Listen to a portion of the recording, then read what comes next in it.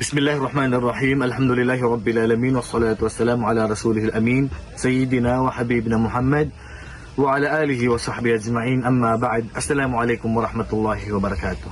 Mga kapatid sa pananampalatayang Islam, mayroon tayong konting aral na kukunin mula sa tula ni Imam Ash-Shafi'i rahimahullah. Anong sinabi?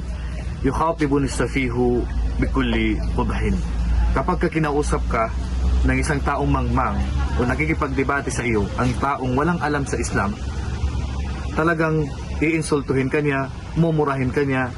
At sinabi ng Shafi'i, pag ganito ang kadebate, yukhatibun as-safihu bikulli qubhin, pagka kinausap ako ng isang mangmang na tao na napakapangit ng mga salita na lumalabas sa bibig niya, fama akuna lahu mujiba, kailanman ay hindi ko siya sasagutin.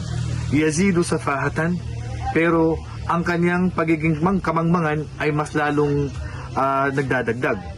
Yazidu safahatan wa azidu hulma, at ako naman ang aking pagtitimpi ay mas lalong tumataas at humahaba. Wa azidu hulman ka'udin zadahu al-ihraqu tiba, at para bang ako ay isang ud, yung kahoy na kapag tinatawag bukhor o ud na kapag sinusunog ay mas lalong zadahu tiba. Kaudin zadaw al-ihraqu tiba, para ba siyang kahoy na ud na kapag sinusunog at lalong umaapoy ay mas lalong lumalakas ang kanyang amoy o nagiging mabango. Ibig sabihin mga kapatid, ang aral na makukuha natin sa tula ni Imam Shafi'i rahimahullah, pag kinausap tayo ng mga mangmang nagkipagdebate sa atin, ay wag na natin silang pagbitawan o bitiwan ng mga masasakit na salita, magtiis na lang tayo.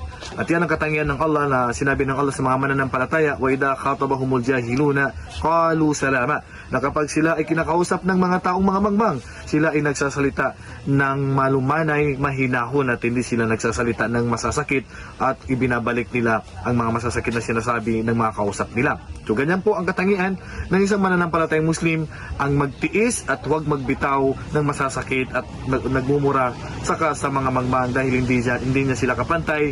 Ang dapat sa kanila ay hayaan na lang o ipaliwanag na lang sa kanila ang Islam sa paraan na mahinahon at malumanay. Wallahu a'lam, wa sallallahu ala nabiyina Muhammad wa ala alihi wa sahbihi ajma'in. Assalamu alaikum warahmatullahi wabarakatuh.